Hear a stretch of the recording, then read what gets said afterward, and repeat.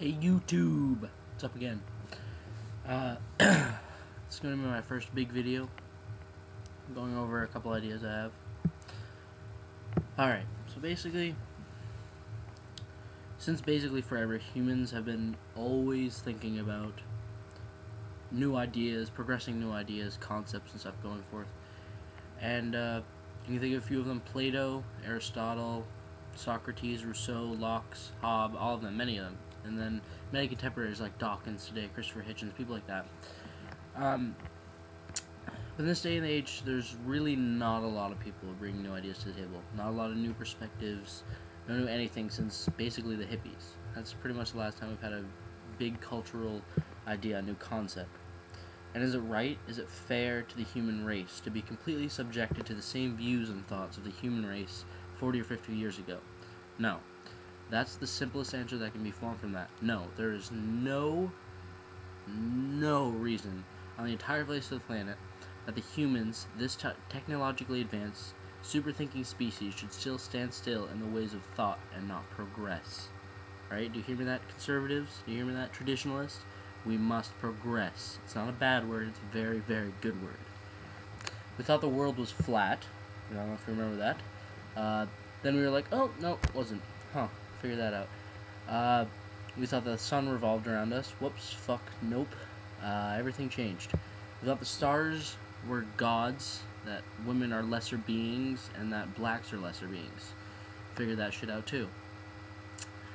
We even fucking thought that women came from the ribs of man, that you actually literally pulled the rib from a man, and then that's how women were created in the Garden of Eden, in the Bible, if you read that, believe that. Wait. Nope. Oh, figured it out. Yep, got that one. Which brings me to this. In all of history in the world, we've kept changing over and over again. We've kept progressing and changing our ideas. As we realize these ideas we were used to were wrong or didn't work, we change them.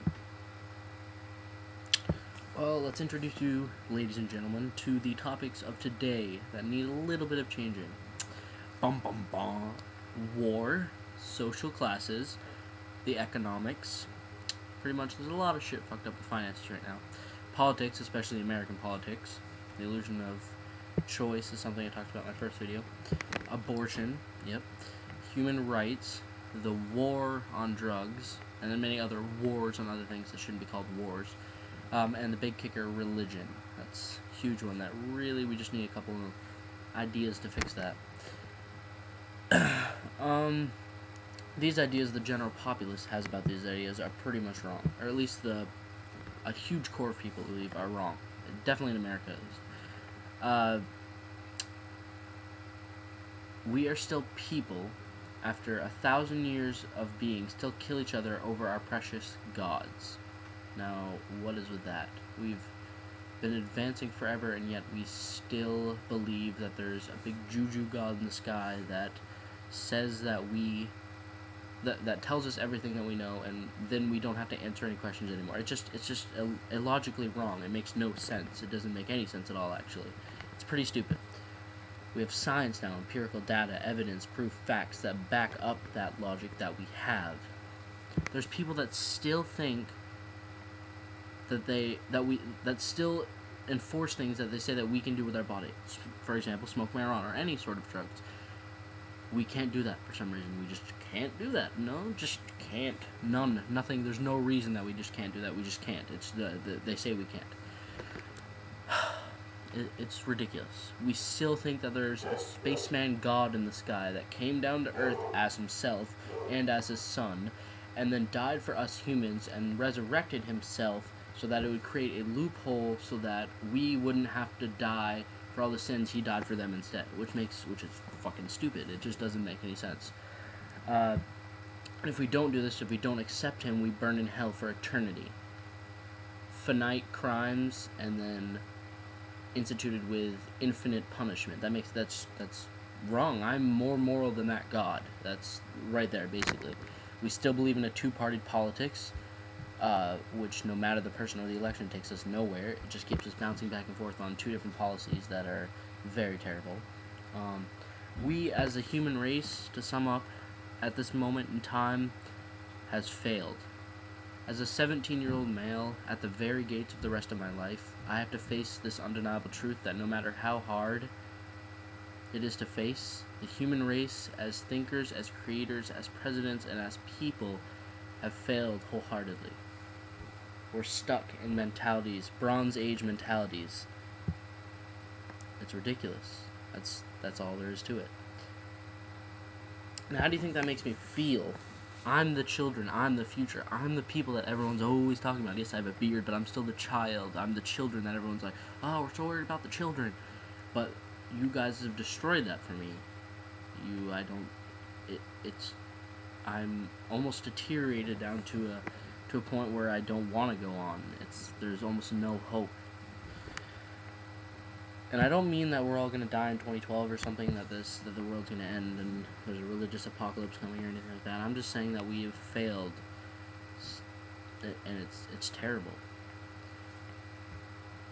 And I'm not.